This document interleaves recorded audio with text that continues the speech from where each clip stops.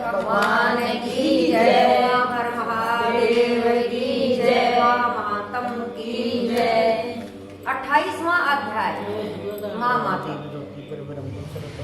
वशिष्ठ जी कहने लगे कि हे राजा दीप, बहुत से जब तुम्हें सहित अच्छोद सरोवर में स्नान करके सुखपूर्वक मोक्ष को प्राप्त हो। तब लोमस जी कहने लगे, संसार रूपी इस तीर्थ राजा को सब श्रद्धा पूर्वक देखो। यहाँ पर 33 करोड़ देवी देवता आकर आदर पूर्वक रहते हैं।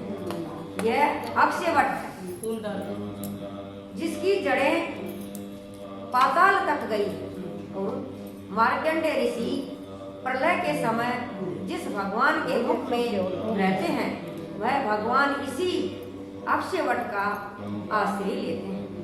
वही शिव जी की प्रिय भक्ति भागीरथी है जिसकी सिद्ध लोग सेवा करते हैं। यह गंगा स्वर्ग के हेतु पताका है। इसका जल पीने मात्र से ही मनुष्य मुक्त हो जाता है।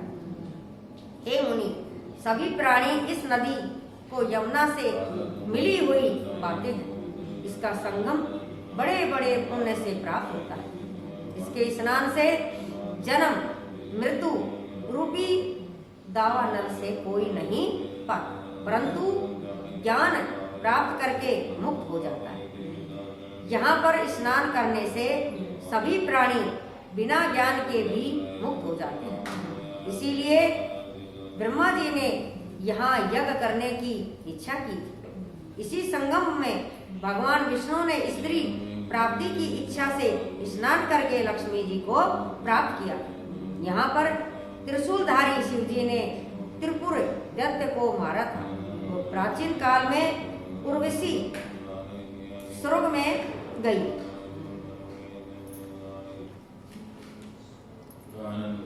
स्वर्ग से गिरी थी तथा स्वर्ग पाने की इच्छा से यहाँ पर ही स्नान करने से नहुस कुल के राजा ययाति ने वंशधर पुत्र प्राप्त। यहाँ पर इंद्र ने प्राचीन काल में धन की इच्छा से स्नान किया और माया से कुबेर के सब धन को प्राप्त किया। प्राचीन काल में नारायण तथा नर ने हजारों वर्ष तक प्रयाग में निराहार रहकर उत्तम धर्म किया। यहाँ पर जिज्ञास्य सन्यासी ने महादेव जी जैसी शक्ति वाले से विजय पाई तथा अणिमा आदि योग के अति दुर्लभ ऐश्वर्य प्राप्त किए। इसी क्षेत्र में तपस्या करके श्री भारद्वाज सप्त ऋषियों में सम्मिलित हुए, जिन्होंने भी जहाँ स्नान किया सबको स्वर्ग की प्राप्ति हुई। इसीलिए हमारे विचार से तुम त्रिवेणी में स्नान करो।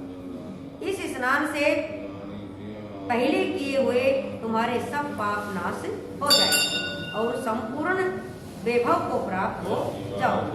ऋषि के इस प्रकार के सत्य वचन सुनकर त्रिवेणी में स्नान करने से सबकी पिचाशता नष्ट हो गई। श्राप से विमुक्त होकर उन्होंने अपना शरीर धारण कर वेदनिधि ने अपनी संतान को देखकर प्रसन्नचित होकर लोमस जी को संतुष्ट किया और कहा कि आपके अनुग्रह से ही यह श्राप से विमुक्त हुए। अब आप इन बालकों के योग धर्म को कहिए।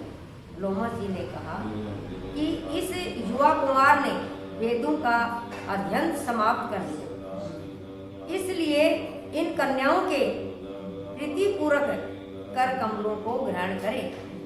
तब लोमस जी तथा अपनी पिताजी की आज्ञा से इस ब्रह्मचारी 5 कन्याओं से विवाह किया। इन कन्याओं के सब मनोरथ पूर्ण, जिसके घर में लिखा हुआ यह मातम पूजा जाता है, वहाँ नारायण की पूजा होती है।